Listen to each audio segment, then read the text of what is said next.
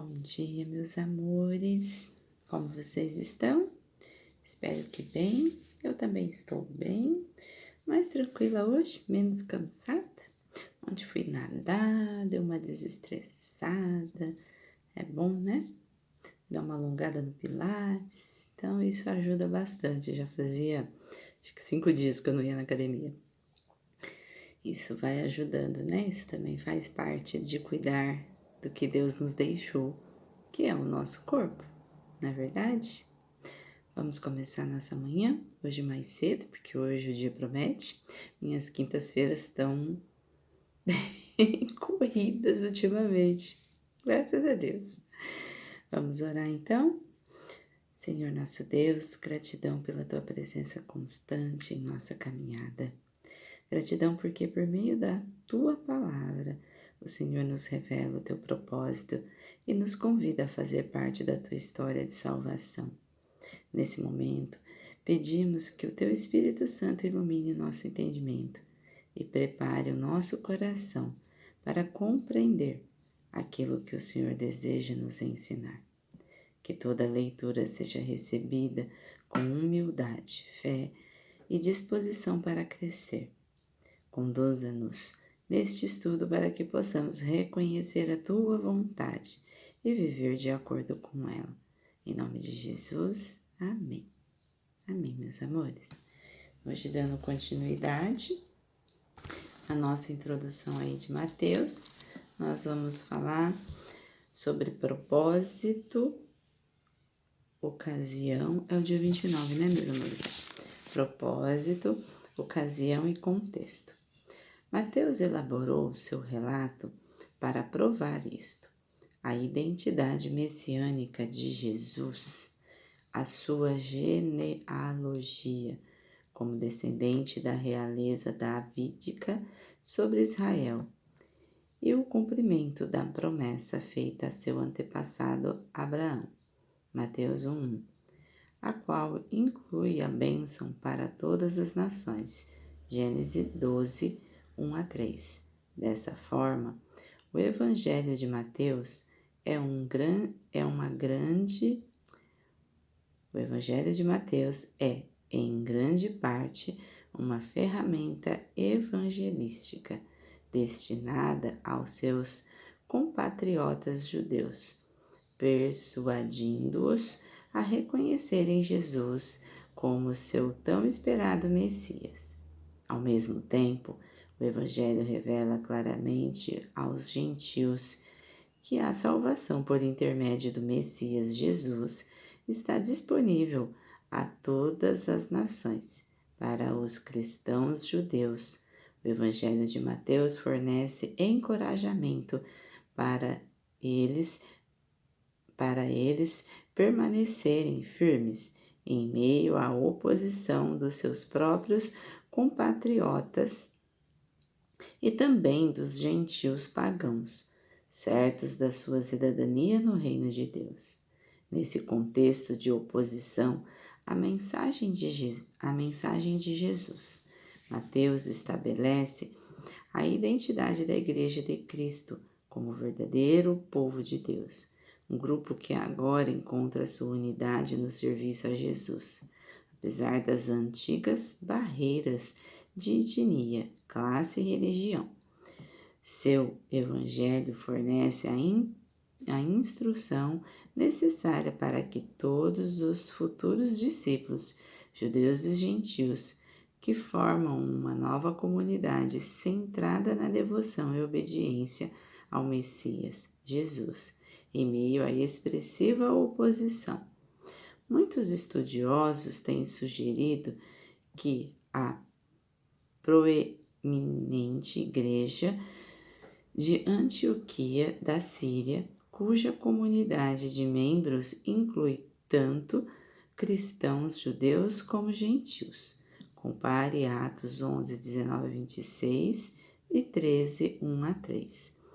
Fora o público-alvo do Evangelho de Mateus, tais estudiosos apontam para a influência do Evangelho sobre Inácio, um antigo bispo de Antioquia.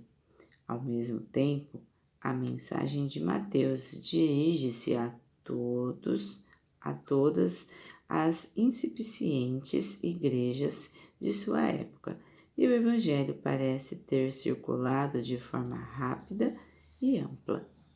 Então, nós vamos parar por aqui hoje, dentro da nossa leitura. Vamos para a nossa analogia. Propósito, ocasião e contexto do Evangelho de Mateus. O Evangelho de Mateus não foi escrito ao acaso. Ele nasce de um propósito claro. Mostra que Jesus é o Messias prometido, aquele que cumpre as promessas feitas a Israel. E, ao mesmo tempo, estende a salvação a todas as nações. Mateus constrói sua narrativa como uma ponte. De um lado, estão os judeus, guardiões da lei, das promessas e da esperança messiânica. Do outro lado estão os gentios, povos que antes estavam à margem, mas que agora são convidados a participar da bênção prometida a Abraão. Essa bênção não se limita a uma etnia, a uma tradição religiosa ou a um grupo específico. Ela alcança todos aqueles que se dispõem a reconhecer Jesus como Senhor e Messias. O Evangelho de Mateus também nasce em um contexto de oposição. Cristãos, judeus, sofriam rejeição de seus próprios compatriotas e pressão de um mundo pagão que não compreendia sua fé. Nesse cenário, Mateus afirma algo essencial. A verdadeira identidade do povo de Deus não está mais nas antigas divisões de etnia, classe ou religião, mas na obediência e na devoção a Jesus. A igreja apresentada por Mateus é uma nova comunidade formada por pessoas diferentes, unidas por costumes antigos, mas por um mesmo chamado: servir ao Messias e viver segundo o reino de Deus. Essa mensagem não pertence apenas ao passado, ela fala diretamente conosco hoje. Assim como aqueles primeiros discípulos, somos chamados a permanecer firmes e reconhecer nossa identidade em Cristo e a viver como testemunhas do reino, mesmo em meio à oposição, às dúvidas e às diferenças. Mateus nos lembra que seguir Jesus não é apenas aceitar uma crença, mas assumir uma nova forma de viver, centrada na fé, na obediência e no amor. Amém? Que hoje nós possamos ter essa consciência que o reino de Deus é para todos nós. Todos. Deus não exclui nenhum dos seus filhos. Assim como um pai e uma mãe não vai excluir o seu filho só porque ele é um pecador ou porque ele é algo terrível. Mesmo ele sendo o que ele é, os pais sempre estarão na retaguarda. Mesmo aqueles que caíram nos vícios, nas maledicências, a mãe e o pai sempre vai estar olhando, mesmo à distância, mesmo somente fazendo a parte dela, orando para que aquela pessoa encontre o caminho e a rota certa novamente. Assim é Deus para conosco. Independente quem somos, o que estamos e o que estamos fazendo, Deus sempre está olhando por nós e tentando nos auxiliar a mudar a nossa rota na sua presença, para estar perto dele. Amém? Vamos orar? Vamos colocando aí as nossas intenções para essa manhã, os pedidos e aquilo que nós desejamos e almejamos para o caminho de hoje. Amém? Oremos. Senhor, gratidão pela Tua palavra que nos fortalece e nos revela quem somos em Ti. Gratidão porque em Jesus fomos chamados a fazer parte do teu reino e a viver como teu povo, unidos não por rótulos ou diferenças, mas pela fé e pela obediência ao teu chamado. Nesse momento, colocamos diante de ti todos os que estão acompanhando esse estudo e também nossos familiares. Intercedemos por aqueles que enfrentam dificuldades, enfermidades, conflitos familiares ou momentos de incerteza. Que o Senhor fortaleça cada coração, traga paz às famílias, clareza às decisões e esperança aos que se sentem cansados. Conduze-nos, Pai, para que vivamos firmes na fé e conscientes do teu propósito em nossa vida. Seguimos confiantes no teu cuidado e na tua fidelidade. Em nome de Jesus, amém. Amém, meus amores. Que todos nós tenhamos aí um dia de tranquilidade, de equilíbrio, um dia próspero.